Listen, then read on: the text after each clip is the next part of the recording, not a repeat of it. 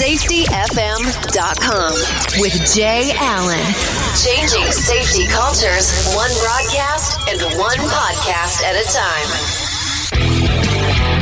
Welcome to Safety FM, where we talk about safety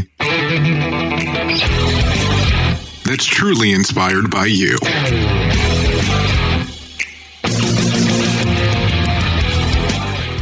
Hello and welcome to Safety FM. This episode of the broadcast and the podcast has been brought to you by Safety Focus Moment. They're consultants that want to help you get to the safety culture that you've been looking for. For more information, go to safetyfocusmoment.com. Well, hello and welcome to Safety FM. On today's episode, we have a conversation with Shelley Forney. Shelley Forney is an inspirational keynote safety speaker that mostly talks about distracted driving.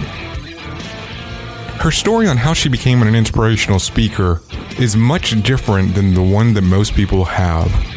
On today's episode, she's going to talk about how she became an inspirational speaker, but mostly she's going to tell you her story about her daughter, Erica.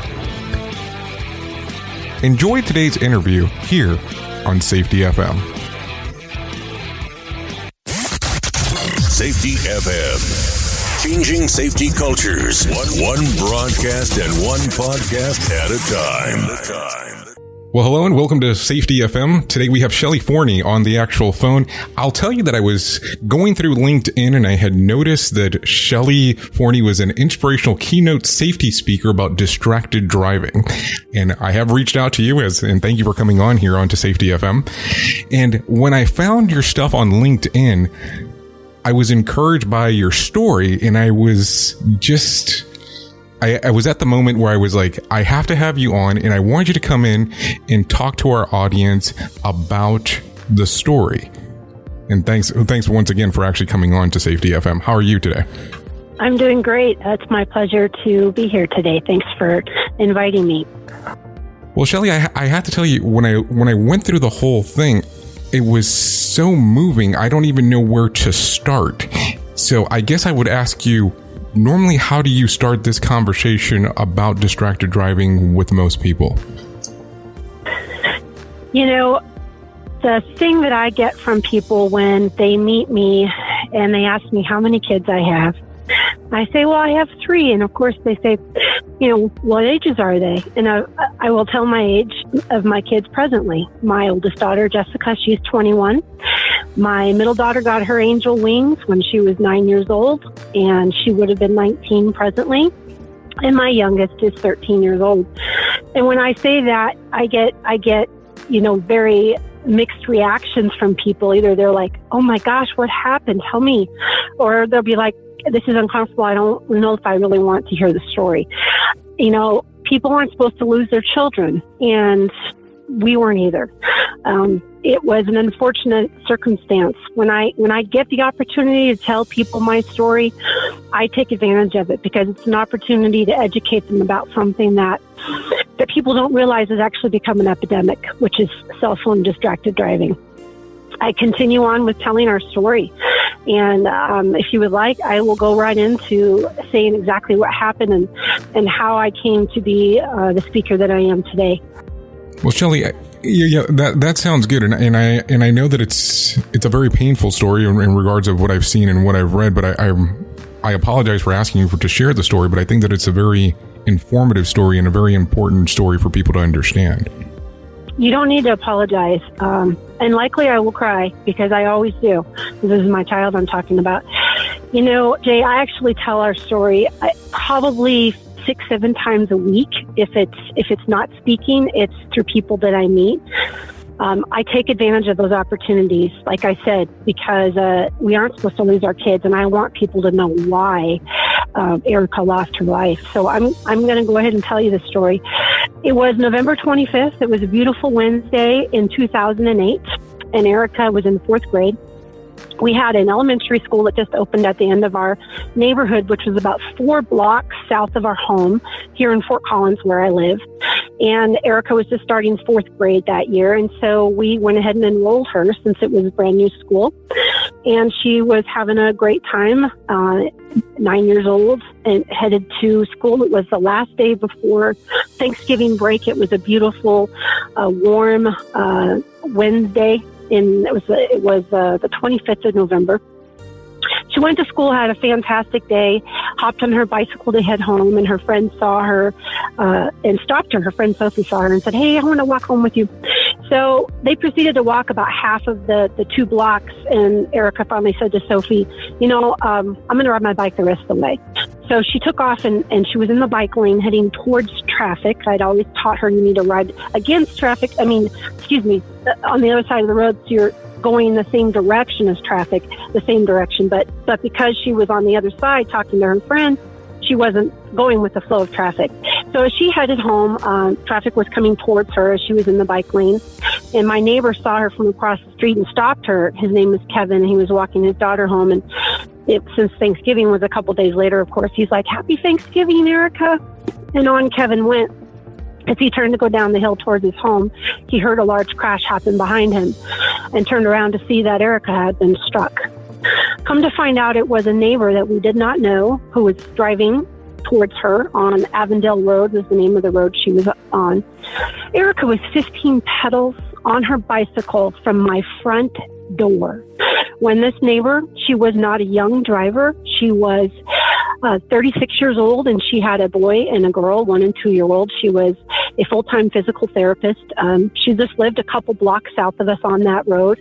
On her way home from work, finishing a phone call, and she felt a sudden thud hit her vehicle. Well, that thud was my child. Erica's body smacked the windshield. She broke it clear across from one end to the other. Her head, she slipped backwards in the air, and she was thrown 15 feet the other direction before she finally came to land on the concrete. Unfortunately, she was not wearing her bike helmet that day. She was rushed to a local hospital after she was struck. She laid completely still on the ground, and immediately Kevin alerted my family as to what happened, and the police and the paramedics came, and they were doing everything they could at the site. And while I was, this was happening before I get to the hospital, while all this was transpiring, I happened to be on my way home, and I was on my Bluetooth coming back from my doctor's appointment. I had actually been multitasking, not on the road or in the car, but I was running with my little one, Valerie, who was 3 at the time, going for a jog, and I'd broken my foot trying to avoid a rock in the roadway or on the sidewalk when I was running. And so I was at the doctor's, and he said, "Good news, your foot's all healed." And I hopped in my van and buckled her in and proceeded to make 3 phone calls on my way home. And I couldn't even recollect my drive. In fact, I came in a whole other way into my neighborhood, and I was oblivious to my surroundings or really even how I got home, and realized when I finally got there, how did I get here? And my neighbor waved me out of my car very frantically, and I got to this crowd of people all surrounding this child on the ground, and I didn't realize it was my daughter. And this woman shouted out to me on the sidewalk. I didn't see her, and I didn't know who she was. And I went over and I calmed her down, and I hugged her, and I said, "It's gonna be okay." But it wasn't okay. As the paramedics were cutting all Erica's clothes off to see how bad things were from the impact of the crash she sustained, this woman again shouted out to me, "I didn't see her. I can't believe I didn't see her." And I thought to myself, man, I could have been me on the sidewalk saying I didn't see her. I didn't even know how I got home that day. I was so oblivious because of the conversations I was having and my inability to process my drive and those phone calls at the same time. I got home somehow on autopilot, but it could have been me on that sidewalk that day saying I didn't see her, but it wasn't. It was this other mother. The reason that she didn't see Erica is because her eyes were downcast in her lap while she was finishing the phone call. She was going the posted speed limit. She was not a bad driver. She didn't have, crashes on her record or speeding. The majority of these kind of crashes happen to well-meaning people, good people who are just uneducated and unknowledgeable about how dangerous a single cell phone conversation could be.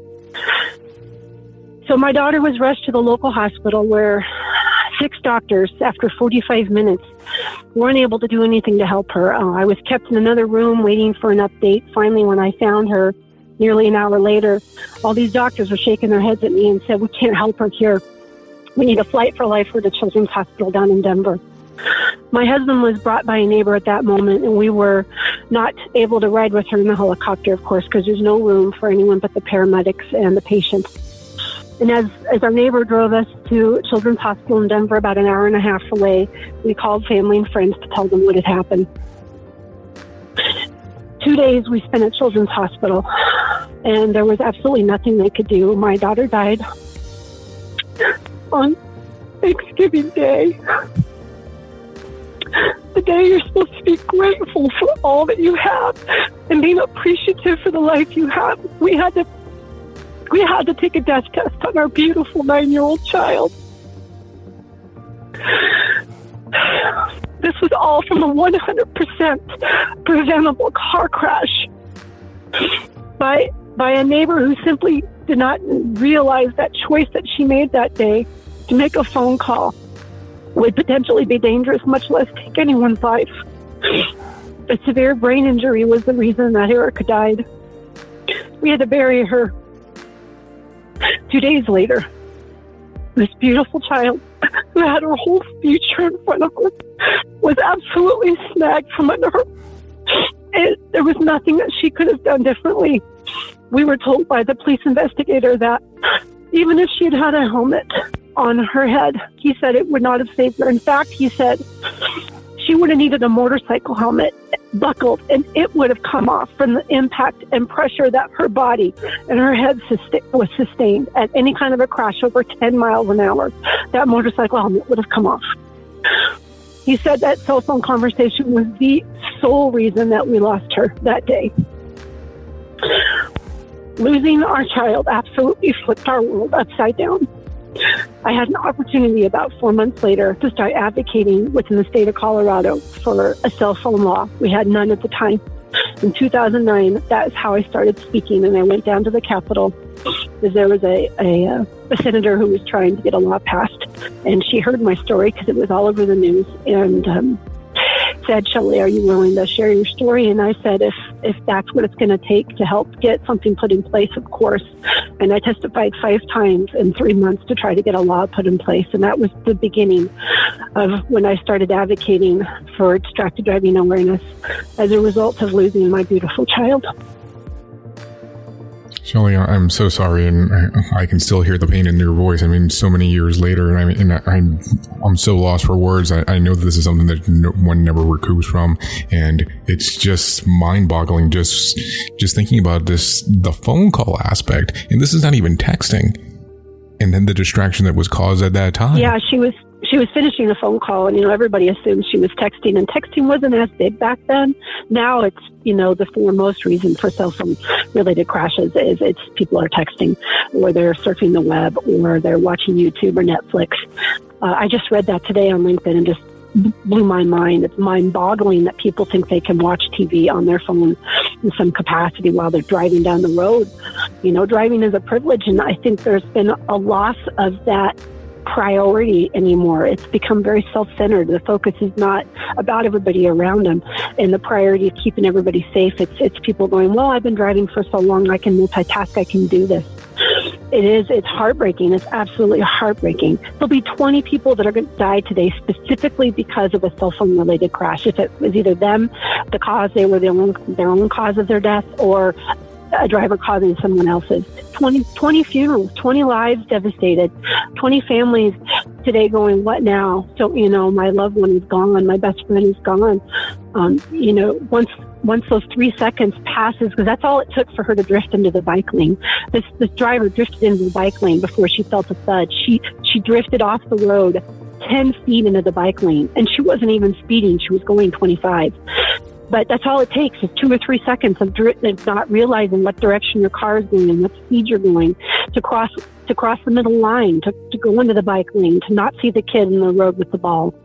That's all it takes is 2 or 3 seconds. Why can people not wrap their brains around how potentially dangerous those 2 or 3 seconds of distraction can be?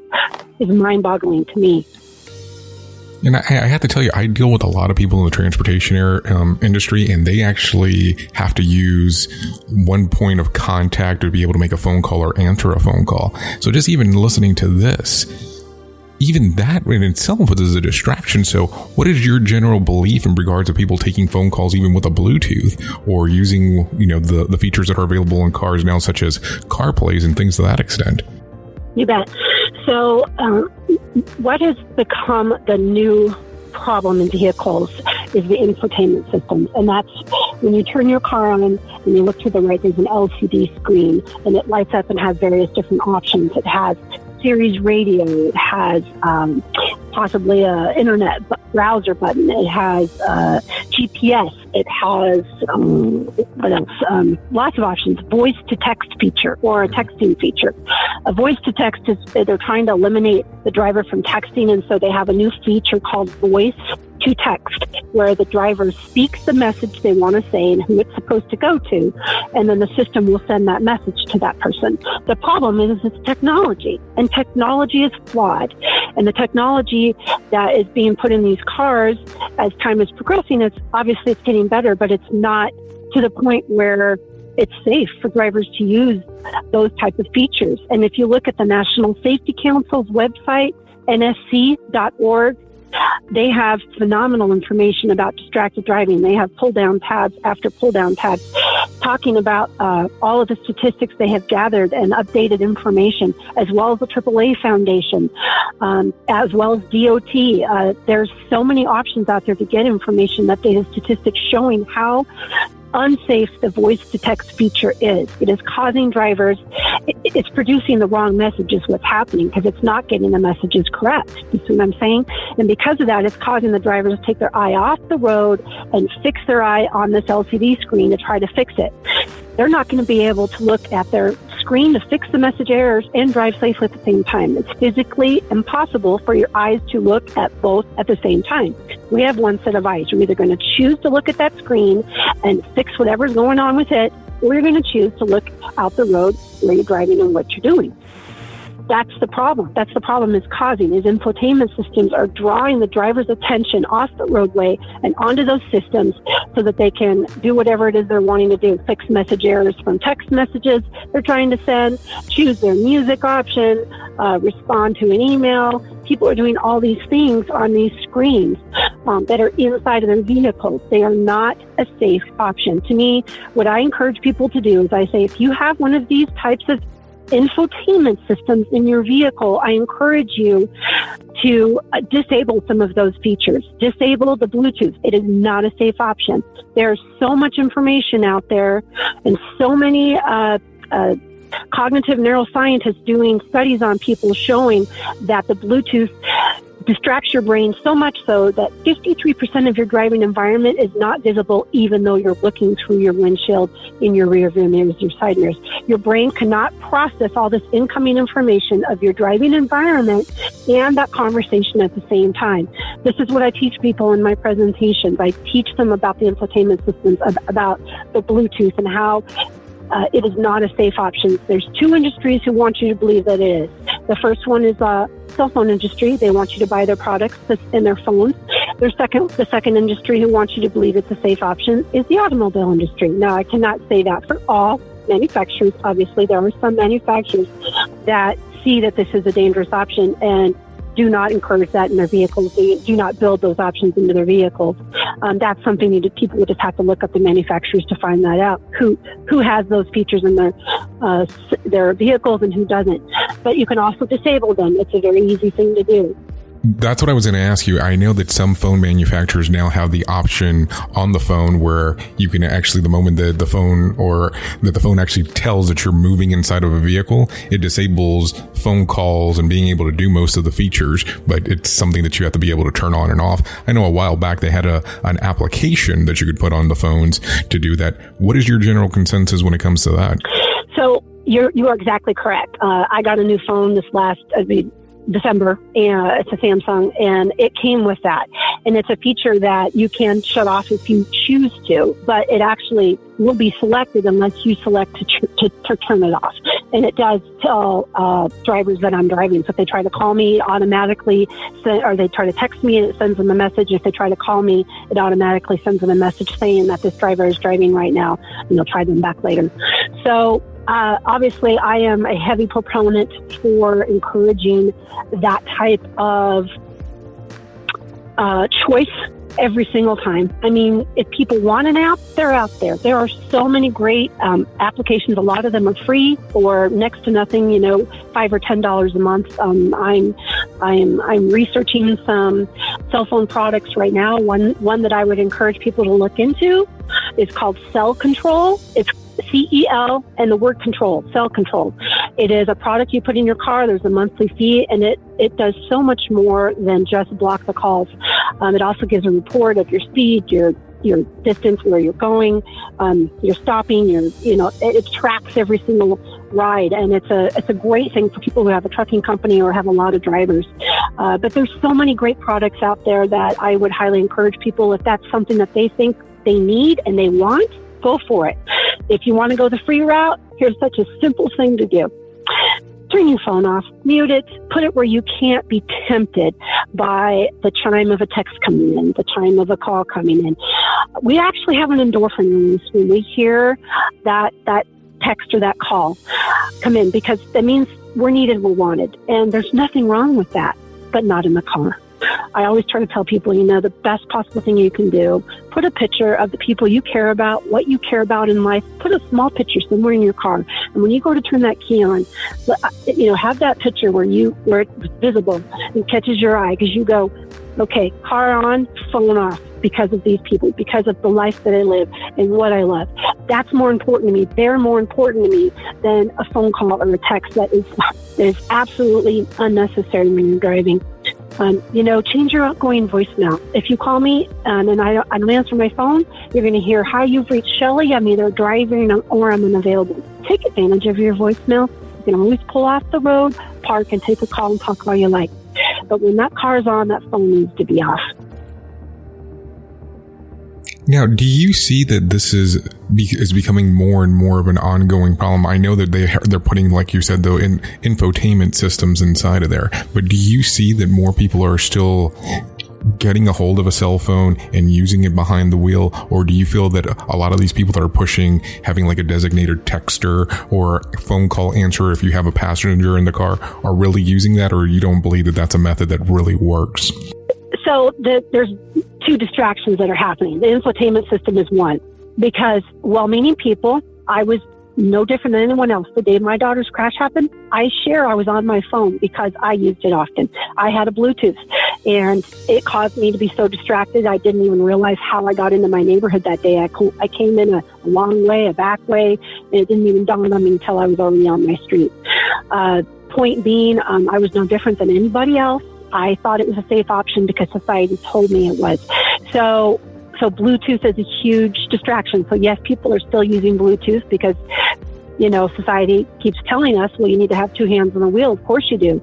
That's obvious, right? You're safer if you've got two hands on the wheel. But if your mind is cognitively distracted, that Bluetooth conversation is not going to keep you any safer. If you want to see statistical data on this, the National Safety Council is a great resource, as well as the DOT, like I'd mentioned, AAA Foundation. There's a lot of great resources out there that can share that information. If people want to have a paper that explains why Bluetooth is an unsafe option, you can go to the National Safety Council website and download a paper that was written, I believe it was written in 2012, and it's called the White Paper, just like it sounds, the White Paper. It's a free download. It's about a 12-page document that has been backed by cognitive neuroscientists and researchers all over the United States.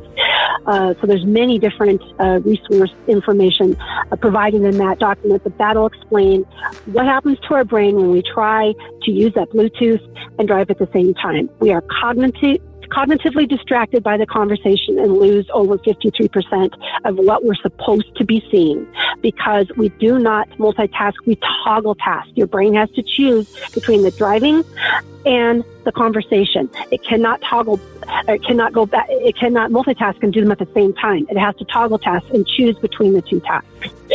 That is something that I talk about in length because I think it's very important for people to understand that even though you're looking at the window, your brain cannot process all the incoming information of your driving environment and everything that you need to process to drive safely. My thought is that a lot of people still definitely use their phones, and if they are, they're texting. The majority of people are texting anymore. Not too many people are holding the phone up. They'll use the Bluetooth instead, but there's still so much texting. At least it's something that I see locally where I live, and when I travel around the United States, I travel to Canada quite a bit as well. It's a big problem there, and it's definitely something that I don't think is getting better. I think it's getting worse because there's more technology thrust at us and being put in our phones and being put in our vehicles to tempt us to want to use it. Now, Shelley, do you believe that some of the information that people can actually ask for their Senate or House of Representatives to actually push within their particular state is worthwhile, especially if they're in a state that doesn't have anything related to cell phones? Of course it is. Absolutely. I've been down 2 more times for 2 separate delegates who've, so 3 separate times I've been down to the state capitol in Denver, where I live, just an hour outside of it. 3 different senators and representatives, state representatives have pushed for laws, and we have to keep pushing for stronger laws. If people want to make a difference, if they want to see something change in their state, if they don't have a strong cell phone law, and there's an opportunity to testify, the opportunity to give their opinion, an opportunity to share their own story, absolutely they need to go and do it. I'm a huge proponent for that. I will always be. We don't have a single state within the United States that's actually gotten a full-out cell phone ban. That means they can't use their phone in some capacity in their car. There's hands-free. There's no texting, which are good, but still not strong enough. Obviously, in my opinion, the best possible thing that could happen would be on a national level. And I've been down to the Capitol in Denver with other colleagues trying to help convince the delegates down there to try to put a national law in place. And it's just not, they haven't come around to seeing it as that big of a problem. They haven't come around to realizing that it's an epidemic, that it's actually surpassed drunk driving. The number one cause of automobile crashes today is cell phone related crashes. 1 out of every 4 car crashes today will be because the driver's on their phone in some capacity. And that statistic is based on what the National Safety Council receives from crash data. If drivers lie, that crash data is going to be askew. It's not going to be accurate. We had 3 car crashes happen in a 6-year span. In that half block stretch where my daughter's crash happened, there were 2 other crashes in that same exact half block stretch of road. Not a dangerous part of the road. It's in a neighborhood going 25, and there's a tiny little bend in the road and a slight hill. Nothing that if you looked at it, you would go, oh, that looks like a dangerous section of road. But yet there were 3 car crashes all in that same spot. Every single one of them was caused by a driver on their phone. 2 were texting. 1 was finishing a phone call, which was our driver that hit my daughter. Every single one of these drivers, all different ages, different times of day, different scenarios in their crash, but all in the same area, every one of them denied the cause of the crash with their phone. So that statistic of 1 in 4 is not going to be accurate, because unless there's eyewitnesses or the police were able to get a report of their phone conversation, their text report, unless they're able to do that, which I don't believe in the state of Colorado that they can, unless there's eyewitnesses, they're going to go off of what the driver says we're doing. And if the driver says, I blacked out, which is what my driver said, she changed her testimony 2 days later after the crash happened and said, I blacked out, but she did not black out. There were eyewitnesses everywhere that saw her on her phone, as well as she admitted it at the scene of the crash. But if you have drivers that are lying and the police cannot get the police report, to show, the cell phone report to show what they were doing on their phone, they have to go off what the driver says they were doing. So that 1 in 4 is really, more statistically, 2 out of every 4 car crashes is caused by a driver on their phone. But the National Safety Council can only statistically provide whatever they are given by each state's law and what it is and what the crash data shows off of the police reports. So if they have inaccurate information, then those statistics are going to be wrong. 2 out of every 4 car crashes, wouldn't you say that we have a problem with people using their phone in their car? Absolutely. Absolutely. And I want to go back to something you just said. You said after the lady had apologized to you at the scene of the accident, she turned around and said later on that she had blacked out? Correct. 2 days later, even though she told the policeman on site that she was distracted by her phone because she was on it. But it was on her lawyer. So it was on the police report. Her lawyer. At the time. Okay. Yes, it was. So there's no denying hers. But the other 2 car crashes I mentioned, different drivers, different scenarios, different times of day, they were both texting, and they both denied it was a text that caused the crash. Wow, amazing. So only 1 out of the 3 had accurate information on it because she admitted it and it was reported. Even though later she changed her story, she lied because her lawyer told her to. She was obviously not a smart person. But why would somebody do that? Thinking that would stick, apparently.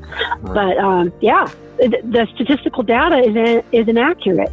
The reality is 50% of people on the roadway that are causing automobile crashes they are the cause of them because of their phone, or they're hit because of someone who's on their phone. Well, Shelley, I really do appreciate you coming on and sharing your story, and I really appreciate all the information that you gave us. Now, if people are interested in knowing more about your story or contacting you for a potential keynote speech, what would they need to do? Thank you so much for asking that. I am an independent safety speaker, and my goal, if I'm given the opportunity to come and speak for a safety organization, for somebody's company, whatever, college, high school, you name it, I speak for so many different types of groups, people who drive, which is everybody, right? If I'm given the opportunity to speak, believe me, I will deliver. I do not hold back. I give 100%, 110% of myself because that's what those people need, and that's what they deserve from me. I put my whole heart and soul into every single presentation that I give, and my goal is to not tell them a sad story. My goal is to, first of all, educate them about the issue. Like I've shared with you today, some statistics and some data that is important about learning how we can't do these things and drive at the same time and have these conversations. And text, it's so very, very dangerous. I share all of that, and of course I share my story in depth. And obviously I elaborate quite a bit more on that. But my goal is to educate people, and by the time I'm done speaking with their group that day, I ask people to sign at the end to sign a pledge. I have a pledge that I send out that's from the National Highway Transportation Safety Administration. There's many pledges out there, and it's something for them to sign and date and remember that they've made a new commitment to being a cell phone free driver. I want them to change their driver habits and think totally differently the next time they get in their car. You know, it's something I really encourage for safety conferences. I do a whole lot of those statewide trainings. I do a ton of pupil transportation trainings, which is school bus driver trainings. But you bet, I speak to a lot of high school kids right before prom, college students. I've even started speaking for middle schools because those kids will be driving in a couple of years. They get it. They understand. You don't have to be 16 years, 17 years old to get it. They definitely get it at a young age, and there's no age too young to sign a pledge saying that when you're going to start driving, you're going to be driving without that phone. But I would love for people to get a hold of me. I believe you've got information that I've sent you. The best way to reach me is LinkedIn. And if people are not on LinkedIn, they are welcome to reach out to me at my email address, which is shelley4@msn.com. That's SHELLEY, F as in Frank, OR, at msn.com.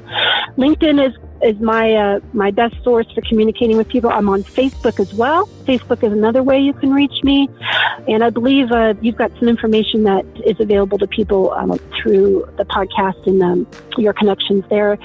All my information as well is there. And I would love to connect with people and see what I can do to help raise awareness on behalf of my daughter. This is the reason I do this. It's hard for me. It's challenging. But you know what? It's not about me. I am a vessel to share the message. And I'm doing this for Erica because she's not here to be able to do this. This last year was her high school graduation year, and it just ripped my soul out. It was extremely difficult to have all those milestones come and go. Her 19th birthday was August 25th of this year. These are things that just are very challenging to get through. God is good to me and has helped keep my family together, and through my faith, I know I'm supposed to be doing this, and I'm still here. There's a reason that I need to give this message, and there's a whole lot of people out there that need to hear it. So I'm hoping if people are touched by what I shared today, that they will most definitely reach out to me. And believe me, I will do everything in my power. I never turn down an event.